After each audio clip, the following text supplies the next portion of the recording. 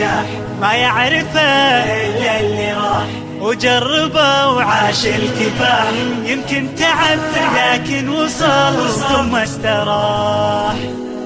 درب النجاح ما يعرفه إلا اللي راح وجربه وعاش الكفاح.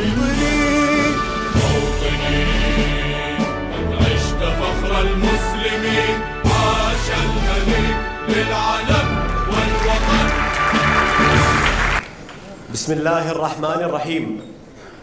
الحمد لله الذي له ما في السماوات والأرض، والصلاة والسلام على من علمنا السنة والفرض، سيدنا محمد وعلى آله وصحبه خير من في الأرض. أسرة ثانوية مجمع الملك سعود، آباؤنا أولياء الأمور، أمهاتنا منابع النور. أيها الحفل الكريم، هل تعرفون تحيتي عند الحضور إليكم؟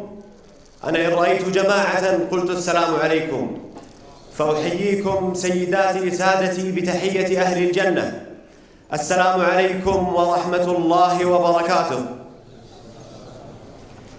بالحب تخفق قلوبنا، وبالشكر لله ثم لكم تلهج ألسنتنا، وبالسعادة والفرحة تزدان ربوعنا. هذا لسان حال أسرة ثانوية مجمع الملك سعود، إدارة ومنسوبين، طلابا ومعلمين. أهلا ومرحبا بكم في هذا المساء الجميل في رحاب جامعة الملك سعود، في ليلة مباركة تبعث الأمل والعمل، وأنتم تشرفون حفلنا هذا بحضوركم الصادق تجاه أبنائكم الخريجين. نهنئ أنفسنا ونحن نحظى بهذه اللحظات السعيدة معكم. هذا الحضور الذي يملأ عيوننا ألقا وتفيض به النفوس بهجة وسرورا.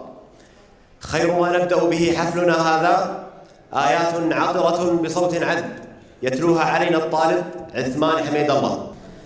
أعوذ بالله من الشيطان الرجيم. بسم الله الرحمن الرحيم. وما تكون في شأن وما تتلو منه من قرآن ولا تعملون من عمل إلا كنا عليكم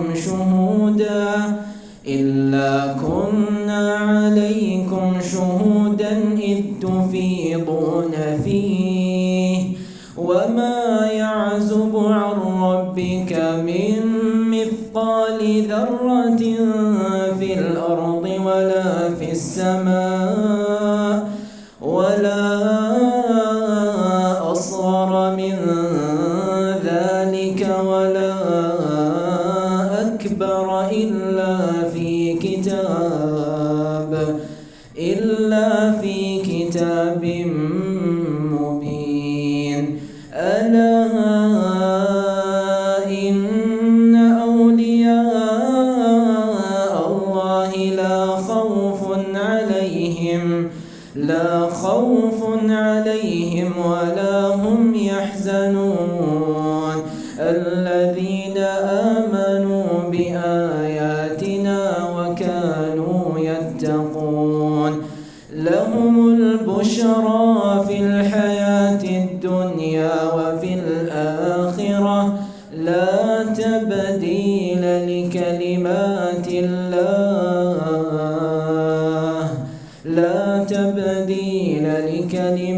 الله ذلك هو الفوز العظيم.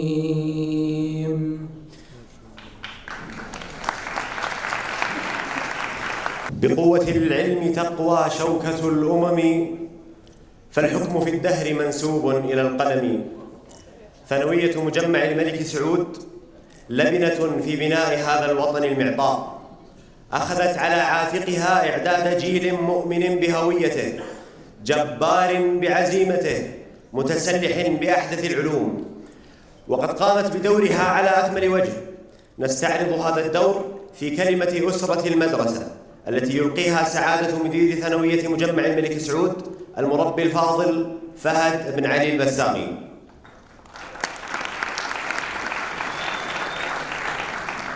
السلام عليكم ورحمة الله وبركاته.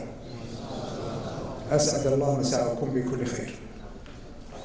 بسم الله والصلاة والسلام على رسول الله، وبعد.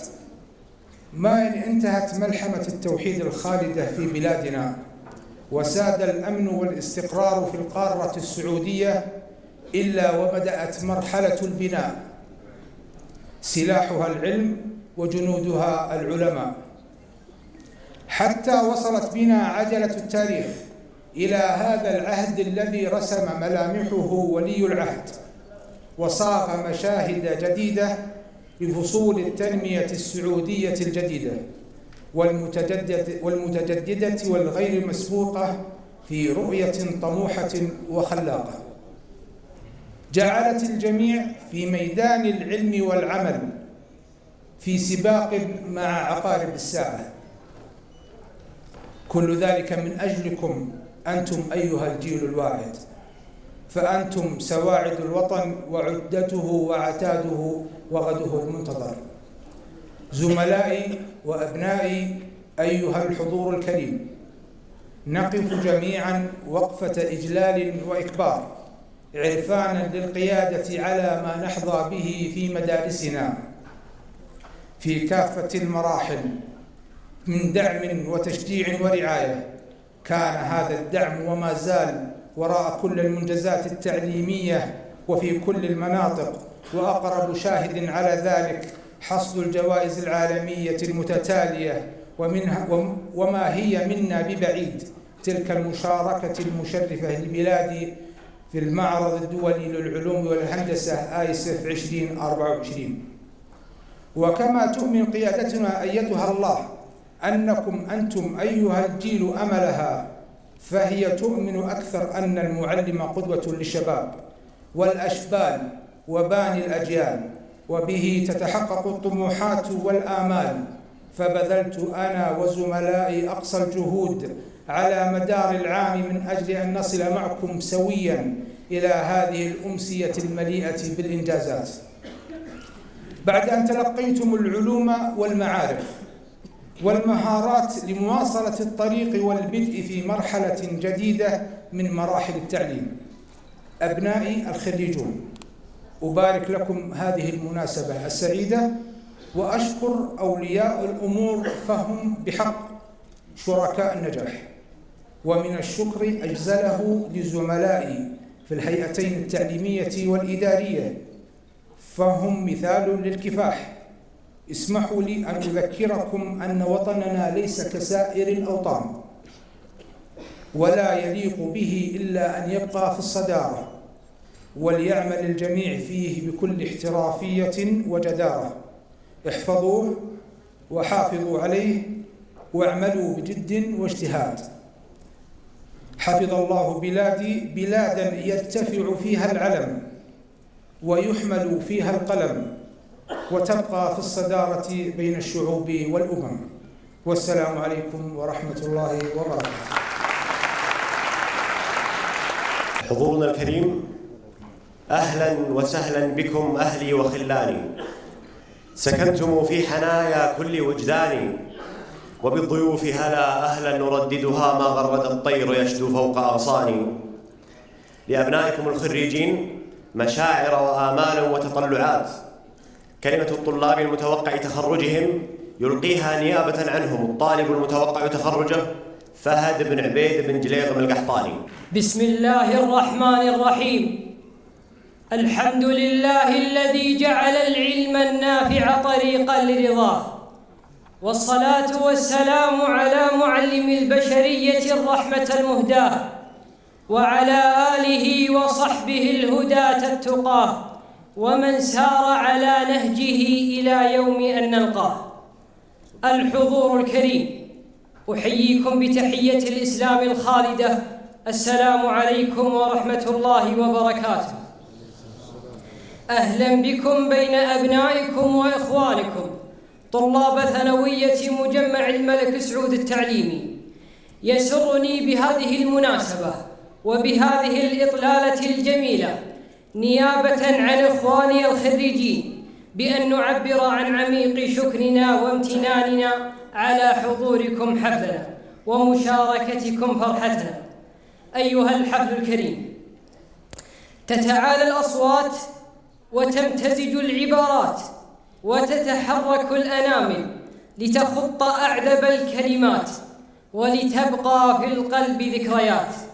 ها هي لحظات الوداع قد اقتربت وساعات الفراق قد دنت، سنوات مرت بحلوها ومرها، بطيشها وبجدها، مشاعر مختلطة بمشاعر الوصول والتخرج وحزن الفراق والوداع. فالشكر لكم أيها الآباء الكرام والأمهات الفاضلات، يا رعاكم الله. والشكر موصول إلى من يستحق أن يجف لهم حبر قلمي أمام عظيم عطائهم، إنهم أساتذتنا، فلكم جزيل الشكر وجزاكم الله عنا خير الجزاء. أيها الحفل الكريم، نحمد الله على أن هيأ لنا قيادة حكيمة أعلت من شأن العلم وأهله، على رأسها خادم الحرمين الشريفين الملك سلمان بن عبد العزيز،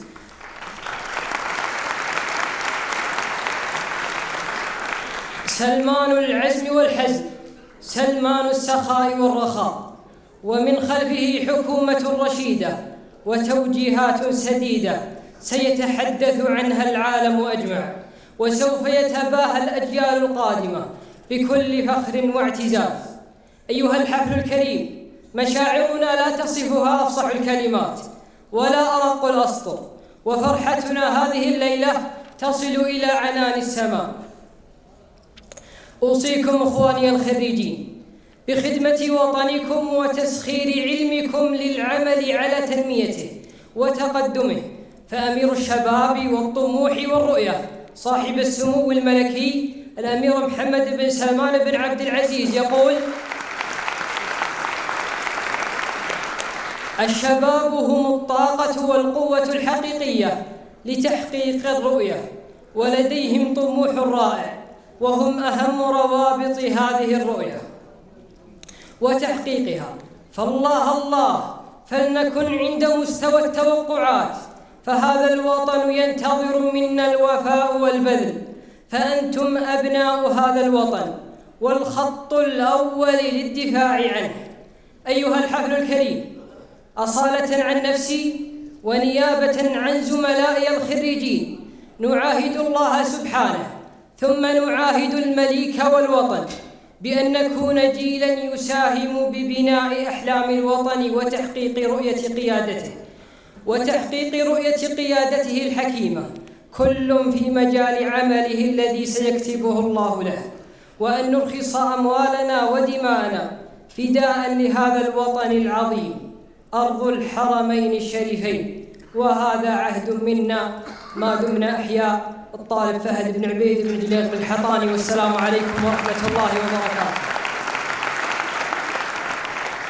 عبروا عنها بقصيدة نبطية أعدها ويلقيها الطالب ناصر بن راشد الفهري. سلام يا أهل الحفل وأهل المقام، إعداد برق تعلى في الغيوم، درب المعالي سلكنا بانتظام، واستفدنا المعارف والعزوم، والدين هو عزنا لب الكلام، والوطن حنا جنوده في اللزوم، حنا حماة الوطن مثل السهام، وحنا دروعه وعين ما تنوم. مبروك هذا التخرج والتمام يا اخواني، اللي على الخوه قروم. سلام عليكم. شواهد عن الازدهار، كلمة يلقيها عن أصالة كل طالب منا، يلقيها على مسامعكم الخريج عبد الله بن خالد الكريدة. أرنو إلى الشمس المضيئة فاخراً بالعلم والأمجاد والأنواء، لا أرمق الظل الكئيب ولا أرى ما في قرار الهوة السوداء. تحدث زميلي فهد في كلمته عن المستقبل وأهميته، وإيماناً منا بأهمية الماضي العريق أوجدنا هذه الفقرة ليقتفي طالب هذا الصرح التعليمي خطوات من سبقوه. أيها الحفل الكريم، إن هذا الصرح التعليمي الشامخ افتتح منذ أكثر من إن هذا الصرح التعليمي الشامخ افتتح منذ أكثر من ربع قرن على يد سيدي خادم الحرمين الشريفين الملك سلمان بن عبد العزيز أمير الرياض آنذاك. وإنه لشرف كبير والله أن أقف أمامكم في هذا الحفل البهيج نحتفل بتخرجنا من هذا الصرح التعليمي الشامخ مجمع الملك سعود، حيث نرى وبوضوح ماض عريق ومستقبلا مشرقا.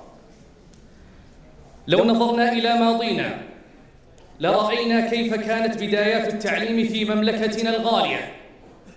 كانت هناك فقط مدارس قليلة ومحدودة الإمكانيات، وكان الوصول إلى التعليم العالي حلماً صعب المنال للكثيرين. لكن بفضل الله وبفضل الملك عبد العزيز طيب الله ثراه الذي وضع أسس التعليم في بلادنا، ولكن بفضل الله ثم بفضل الملك عبد العزيز طيب الله ثراه الذي وضع أسس التعليم في بلادنا وأرسى دعائمه بكل حكمة واقتدار، ثم جاء الملك سعود رحمه الله واستمر هذا النهج المبارك فشهد عهده انتشارا واسعا للتعليم، وأنشئت جامعة الملك سعود أول جامعة في المملكة، ولذلك سمي هذا المجمع التعليمي عليه رحمه الله. وكانت تلك نقلة نوعية وضعت أسسا قوية لمستقبل التعليم في بلادنا. أيها الحفل البهيج، نحن اليوم نقف في هذا المجمع التعليمي الذي يمثل قفزة هائلة مقارنة بما كان عليه الحال قبل عقود. أيها الإخوة، اليوم نحن نحتفل ليس فقط بتخرجنا بل بما وصلنا إليه من مستوى تعليمي متقدم. هذه الإنجازات تجعلنا نفخر ونعتز بوطننا العظيم، وتدفعنا للعمل بجدية وإخلاص لنرد الجميل لهذا الوطن. إنه استثمار في مستقبلنا، وكلنا أمل وتفاؤل بأن نكون جزءاً من بناء هذا المستقبل المشرق. قبل الختام، قد يعتقد السامع بأن هذا الخطاب من بنات أفكاري، ولكن لا، هذا الخطاب ألقي جزء منه بعام 1419 هجرية عندما افتتح سيد الملك سلمان هذا المجمع الشامخ.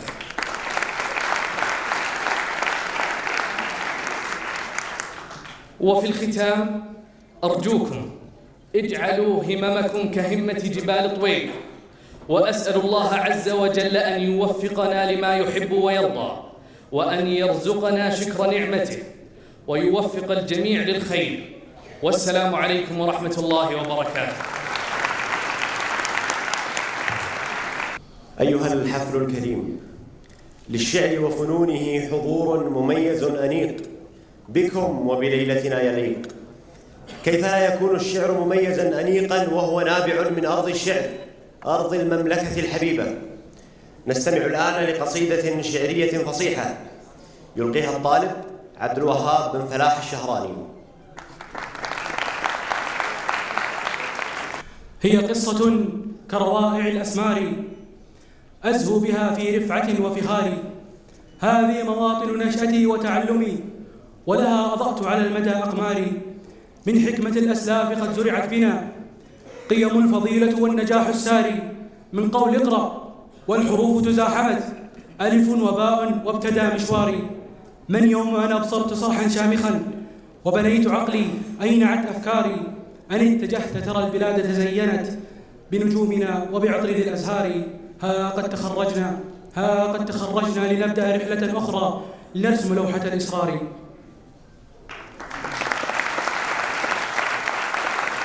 طفل المعلم وفه التبجيلا، كاد المعلم أن يكون رسولا. نظرا لما قدمه لنا طاقم أسرة ثانوية مجمع الملك سعود، ومحاولة منا نحن الطلاب في أن نرد لهم جميلهم، يتقدم الطالب صالح بن عبد الرحمن بن سلوم لتكريم نخبة من المعلمين نيابة عن زملائهم الخريجين. الحمد لله رب العالمين، والصلاة والسلام على المبعوث رحمة للعالمين سيدنا محمد وعلى آله وصحبه أجمعين. أسعد الله مساءكم بكل خير، ومرحبا بكم جميعا في هذا اليوم المميز الذي يملأه الفخر والاعتزاز، يوم التخرج الذي يمثل نقطة تحول مهمة في حياتنا. إنه لشرف كبير لي أن أكون هنا أمامكم لأعبر عن مشاعرنا وامتناننا العميق تجاه كل من كان لهم الفضل الأكبر بعد الله عز وجل في تحقيق هذا الإنجاز العظيم. إلى معلمين الأفاضل، في هذا اليوم الذي يحتفل فيه الطلاب بنجاحهم وتخرجهم، نعجز عن التعبير بالكلمات عن مدى امتناننا وتقديرنا للجهود الجبارة التي بذلتموها طوال مسيرتنا التعليمية. لقد كنتم نورا يضيء دروبنا وسندا قويا نلجأ إليه في كل مراحلنا الدراسية. إن ما وصلنا إليه اليوم من نجاح وتميز لم يكن ليحدث لولا توفيق الله سبحانه وتعالى، ثم بتوجيهاتكم السديدة ودعمكم المتواصل وإيمانكم بقدراتنا. لقد زرعتم فينا الحب العلم والبحث عن المعرفة، وآثرتم في نفوسنا الشغف والرغبة في تحقيق الطموحات. كل درس علمتمونا إياه وكل نصيحة قدمتموها كانت بمثابة حجر أساس بنينا عليه مستقبلنا. إن دوركم لم يقتصر على نقل المعرفة فحسب، بل تعدى ذلك ليشمل بناء شخصياتنا وتعزيز قيمنا وتوجيهنا نحو الطريق الصحيح. لقد كنتم قدوة لنا في الأخلاق والعمل الجاد، وتعلمنا منكم معنى الإخلاص والتفاني. في هذا اليوم ونحن نقف على عتبة مرحلة جديدة من حياتنا، نسترجع الذكريات وسنعيد اللحظات التي قضيناها تحت ظل رعايتكم وإرشاداتكم. لم تكن رحلة سهلة، وكنا نواجه العديد من التحديات والصعوبات، لكن بفضل دعمكم وتشجيعكم استطعنا أن نتغلب على كل عقبة وأن نتقدم بخطوات ثابتة نحو النجاح. إلى معلمين الذين لم يبخلوا بوقتهم وجهودهم من أجل تعليمنا وتوجيهنا، لكم منا كل التقدير والاحترام. نعدكم بأن نكون على قدر من المسؤولية التي أوكلتموها لنا، وأن نكون سفراء للعلم والأخلاق كما علمتمونا. سنستمر في مسيرتنا حاملين راية العلم والمعرفة، وسنعمل على تحقيق ما تعلمناه منكم في حياتنا العملية والشخصية. وفي هذه المناسبة لا يسعنا إلا أن نذكر الأستاذ مضحي العنزي الذي كنا نتمنى أن يكون معنا في هذا الحفل، ولكن قدر الله تعالى فوق كل شيء. كان مثل الأخلاق والتفاني، لم يكن مجرد معلم بل كان أبا وأخا وصديقا. نبضه حبا وحرصا على طلابه، بغيابه فقدنا رمزا من رموز العلم والإخلاص. لكن ذكراه ستظل خالدة في قلوبنا، وآثاره سيبقى حيا في نفوسنا. والآن سنقوم بتكريم معلمينا الأعزاء. نعلم أن هذه الهدايا لا توازي عطائهم وجهودهم، لكن تحمل بين طياتها مشاعر الامتنان والتقدير لكل ما قدمتموه لنا. نبدأ بتكريم الأستاذ فهد البسامي قائد المدرسة، فليتفضل.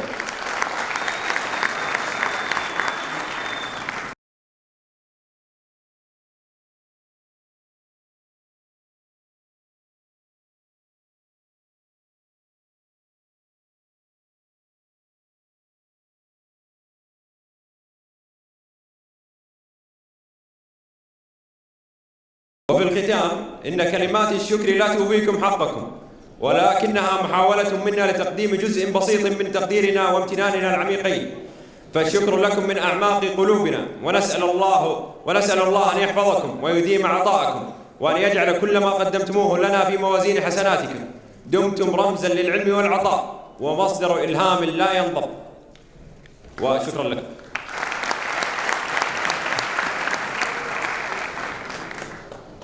كما أننا نكن لمعلمينا مشاعر جياشة ونحترمهم ونقدرهم، فهم يبادلوننا تلك المشاعر. يتقدم الآن الأستاذ مرعي القرني بالهتاف بأسماء الطلاب وشعبهم لتكريمهم مع مدير المدرسة.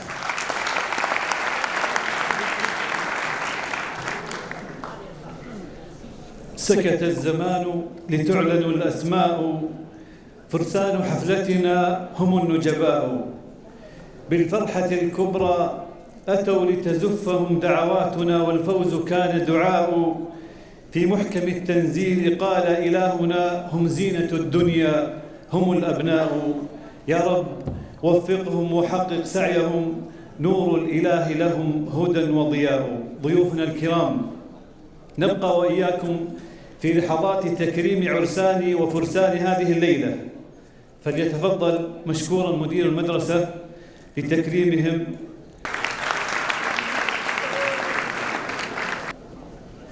إبراهيم بن ماهر الشبانات،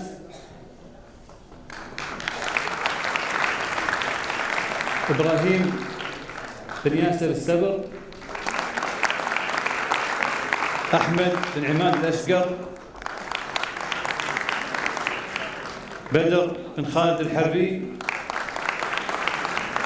زياد محمد أبو عوف، سامي بن عبد الرحمن داوود، سلطان بن عبد الله المطيري، سعود بن فهد الشريمي، سعيد بن عبد الله البشيم، عاصم أحمد رمضان، عبد الفتاح إبراهيم معدي، عبد الله بن سعود الضرغام، عبد الله بن عادل البراك، عبد الله بن هاجد الحربي، عبد الله وائل مصطفى، عبد المحسن بن خالد المغيريث، عبد الملك بن مطلق الحارثي، علي بن أحمد العلي، عمر بن عايض البقمي، فارس بن عبد الله القحطاني، فهد بن بندر القحطاني، ماجد بن حمد القحطاني، مبارك بن أيمن العصيمي، محمد بن سالم الغامدي، محمد بن عاصم العبد اللطيف، ناصر بن شيحان العنزي، نواف بن شيحان العنزي.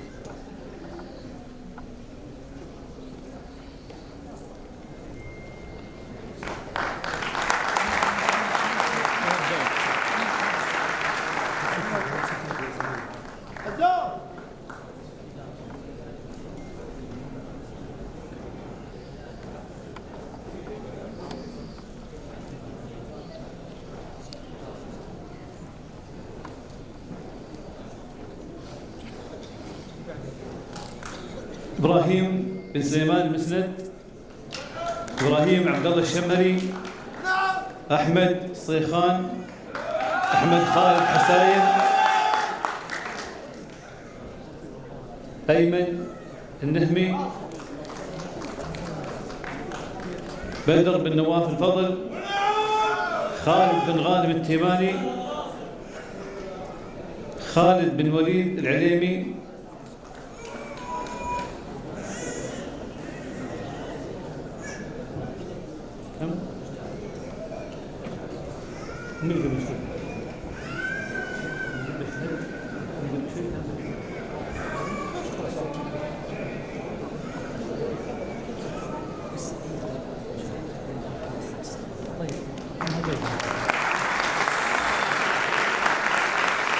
ريان بن أحمد الحسين، ريان بن بندر الحرابي، سعود بن عبد الله العريفي، سليمان بن عجلان العجلان، سهل بن محمد الزهراني، عبد الرحمن بن حسن القاري، عبد الرحمن بن عبد العزيز المسعود، عبد الرحمن بن عبد الله التركستاني، عبد الرحمن بن مساعد الوعلان، عبد الرحمن بن ياسر السحيباني، العزيز بن عبد الله الحرابي، عبد الله أحمد الزهراني، عبد الله بن ناصر السبيعي، عبد الملك بن إبراهيم العريفي، فارس بن تركي الرشيد، ماجد بن صنهات العتيبي، محمد بن خالد الرشود، محمد بن علي القحطاني، ناصر بن سلمان السبيعي، ناصر بن يحيى، نواف بن علي البسامي، وائل بن أحمد الطريفي.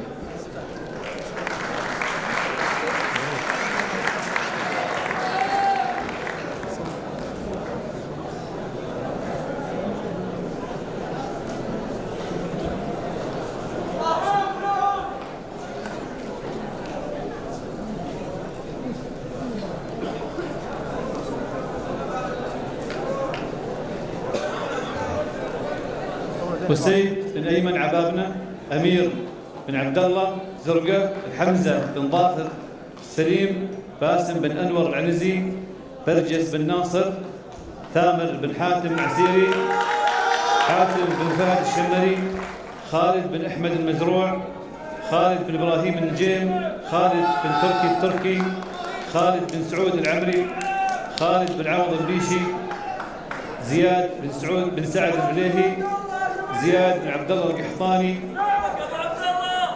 زياد محمد المصري،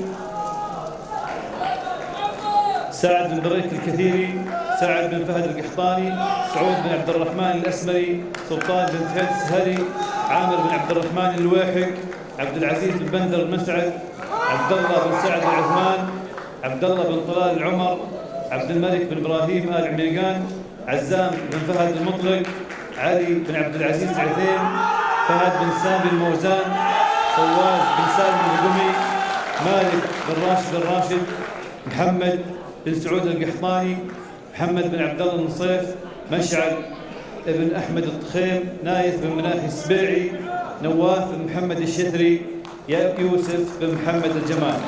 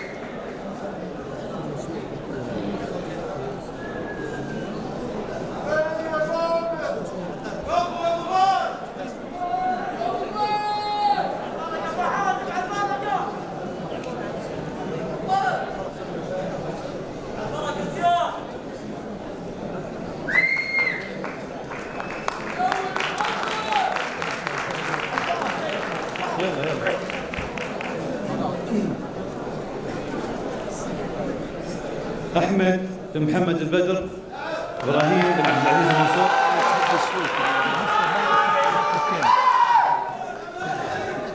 الوليد بن خالد العجلان، أنس بن صالح بريدي، باسل بن عبد الكريم الشرهان، حاتم بن خالد الحافي، خالد بن سلطان السالم، خالد بن مشهور، راشد بن بندر الصباغ، رشيد بن مازن المزيني، ريان بن عبد العزيز العامر، سعد بن عبد العزيز الرشيد، سعود بن أسامة السويلم، سعود بن عبد الله عسيري، صالح بن عصام الطبيشي، طلال عبد العزيز حجاج، عبد الحكيم اليحيى، عبد العزيز العتيبي، عبد العزيز الجمعان، عبد اللطيف بن عادل الفارس، عبد الكريم بن صابر، عبد الله الكريدة، عبد الله صالح الشمراني، عبد الله بن عايد الرشيدي، عبد الله بن عبد العزيز العوشن،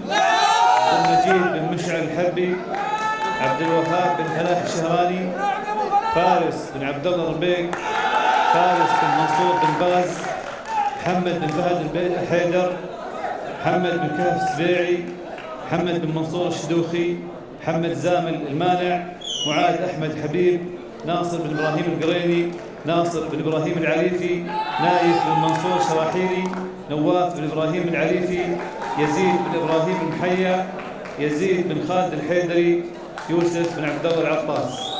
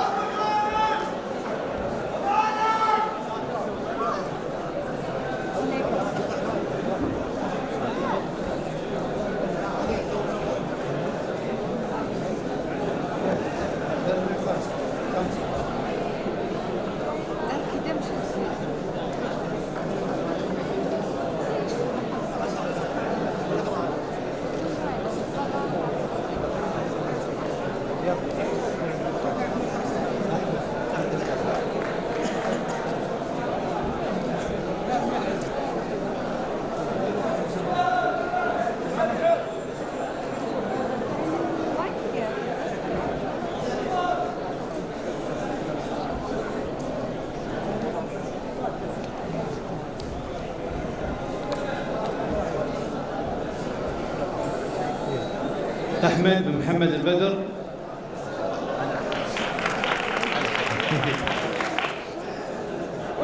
إبراهيم المنصور، الوليد بن خالد العجلان، أنس بن صالح بريدي، باسل بن عبد الكريم الشرهان، حاتم بن خالد الحافي، خالد بن سلطان السالم، خالد بن مشهور المديع، راشد بن بندر الصبار، رشيد بن مازن المزيني، ريان بن عبد العزيز العامر، سعد بن عبد العزيز الرشيد، سعود بن أسامة السويلم، سعود بن عبد الله عسيري، صالح بن عصام الطبيشي، طلال بن عبد العزيز الحجاج، عبد الحكيم بن صالح اليحيى، عبد العزيز بن تركي العتيبي، عبد العزيز بن مساعد الجمعان، عبد الكريم بن صابر، عبد اللطيف عادل الفارس، عبد الله بن خالد الكريدة، عبد الله بن صالح الشمراني، عبد الله بن عايد الرشيدي، عبد الله بن عبد العزيز العوشن، المشعل الحربي، عبد الوهاب بن فلاح الشهراني، فارس بن عبد الله الربيق، فارس بن منصور بن باز، محمد بن فهد الحيدر، محمد بن كاف السبيعي، محمد بن منصور الشدوخي، محمد زامل المانع، معاذ أحمد حبيب، ناصر بن إبراهيم القريني، ناصر بن إبراهيم العريفي، نايف بن منصور الحيري، نواف بن إبراهيم العريفي، يزيد بن إبراهيم المحيا، يزيد بن خالد الحيدري، يوسف بن عبد الله العباس.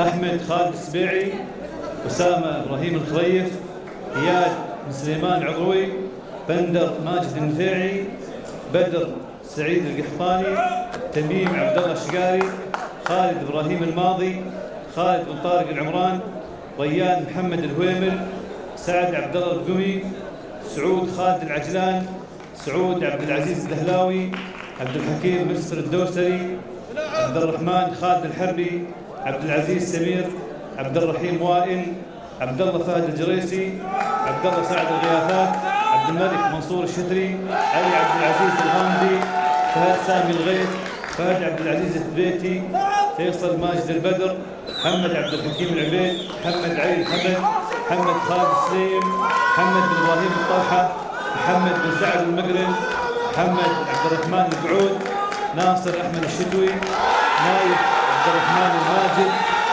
نايف بن سمير السويلم، نواف عايض اليامي، نواف عبد الرحمن الماجد، نواف حمد السليمان، نواف عبد العزيز المسعود، نواف بن فهد البسامي، يوسف اياد السحيباني، صالح بن زيد الزيد، عبد العزيز بن سعود البشر.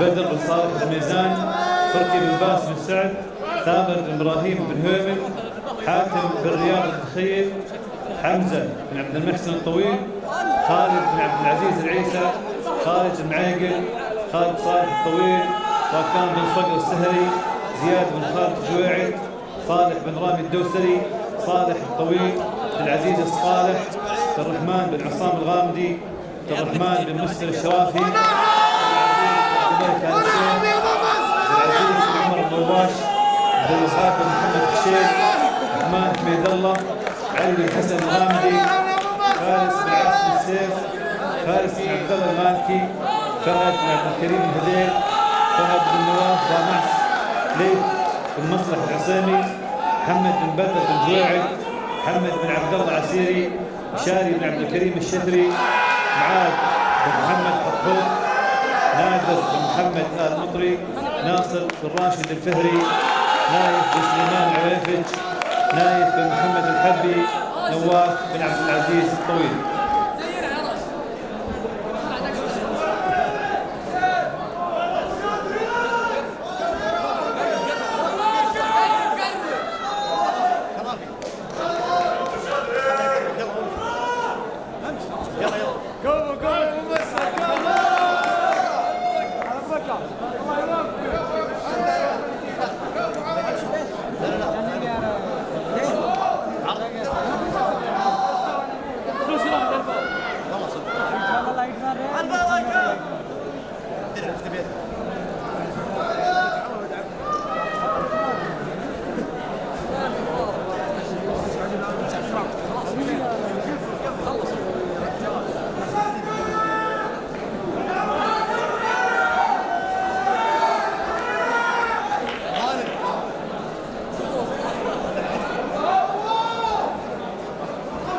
إسماعيل بن وليد إسماعيل، خالد بن سعد القحطاني، رايد بن محمد التمامي، راكان بن عايد الحارثي، سعود بن عبد الله الشارقي، عبد العزيز بن أحمد الخلف، عبد الرحمن بن خالد الصامل، عبد الله بن بدر العثمان، عبد الله بن خالد الصامل، عمر بن عبد العزيز السياري، فهد بن خالد الجريسي، فهد هابس بن عميرة، فيصل بن طارق المالكي، فيصل بن عبد الملك الحمدان، فيصل بن ممدوح الدعيجي، محمد بن سعد العثمان، محمد بن سعد البيشي، كرم مصطفى باسط، محمد كرم مصطفى، معاذ بن عبد الله الدعجاني، يزيد بن عبد الرحمن الوهيبي.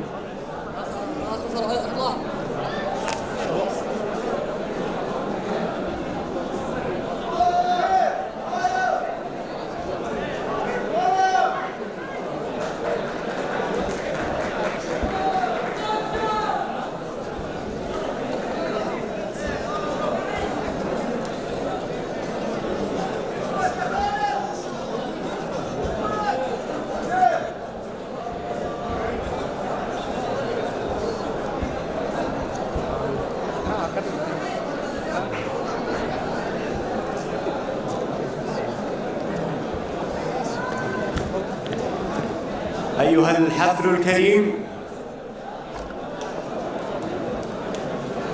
نشكر لكم حضوركم، فلترافقنا دعواتكم، أطال الله أعماركم وبارك الله لنا ولكم. قدم الحفل ابنكم البار أيمن بن علي النهمي، وشكرا لاستماعكم. نختتم حفلنا بالعرضة السعودية، والسلام عليكم ورحمة الله وبركاته.